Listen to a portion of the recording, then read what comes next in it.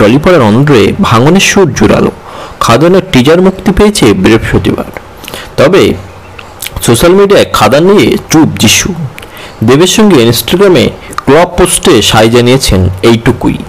Social media থেকে নিজেকে গুটিয়ে নিয়েছেন যিশু। আত্মসহায়ক সিনাল সূত্রের সঙ্গে এখন লিভিনে করছেন নায়ক। চর্চা এমনটাই, তাদের সম্পর্ক নাকি আরও এক ধাপ এগিয়ে গিয়েছে। আনুষ্ঠানিকভাবে ডিভোর্সের পথে হাঁটার পরিকল্পনাও নাকি শুরু করেছেন নীলাঞ্জনা। দুই মেয়ে এই কঠিন সময়ে আগলে রেখেছেন মাকে। নীলাঞ্জনার পাশে রয়েছেন তার বোন চন্দনাও। যিশুর পদবি সরিয়েছেন, এমনকি যিশুর প্রযোজনা সংস্থা থেকে নিজেকে গুটিয়ে নিয়েছেন নীলাঞ্জনা। নিজের হাতে গড়েছিলেন যিশু উজ্জ্বল প্রোডাকশন। তবে খবর, আজকাল আর হরগৌরীর সেটে দেখা যায় না নীলাঞ্জনাকে। দুই মেয়ে সারা জারার নামে গড়েছেন নিনিচিনিস মাম্মাস প্রোডাকশন। আগামী মাসেই এই প্রযোজনা সংস্থার প্রথম মেগা আনন্দী আসছে জি বাংলায়। টলিউডের এই সময়ের পাওয়ার কাপলের বিচ্ছেদে যে স্পষ্ট তার গোপন নেই।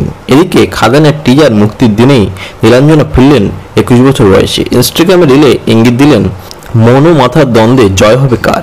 প্রযোজক অভিনেতা ক্লিয়ন মার্টির একটি সাক্ষাৎকার ভাগ করে নিলেন নীলাঞ্জনা। সেখানে অভিনেতা লিখেছেন, 21 বছরে ফিরে গেলে মাথার আগে মনকে এগিয়ে রাখব। সম্মতি প্রকাশ করে নীলাঞ্জনা লেখেন, মাথা নয় মনই সব। নীলাঞ্জনা সত্যি মনকে এগিয়ে রেখেছিলেন। 2002 সালে দুর্গাপুজোর অষ্টমীতে শুরু হয়েছিল যিশু নীলাঞ্জনার প্রেমের গল্প।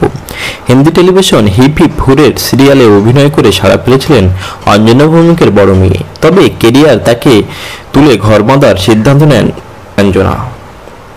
2004 সালে 7 পাকে বাধা পড়েন যিশু নীলাঞ্জনা।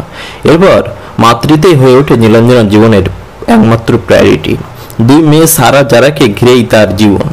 এর জন্য কোনো আক্ষেপ নেই নীলাঞ্জনার। সম্প্রতি এক সাক্ষাৎকারে নীলাঞ্জনা বলেছেন, মানুষের জীবনে প্রায়োরিটি সময়ে সময়ে চেঞ্জ হয়। প্রত্যেক মানুষকে বুঝতে হবে, জীবনের প্রতিটি পর্যায়ে তোমাকে কিছু একটা বেছে নিতে হবে, আর সেটাই বিশ্বাস করতে হবে। 6 বছর আগে কাজ ছেড়ে দেওয়ার কোনো রিগ্রেট আমার নেই। সবার জীবনেই কোনো না কোনো কঠিন পরিস্থিতি আসবে। বিশ্বজুড়ে অশান্ত পরিবেশ আমরা দেখেছি, তবে সবার উপরে কর্মফল, এটা মনে রাখতে হবে।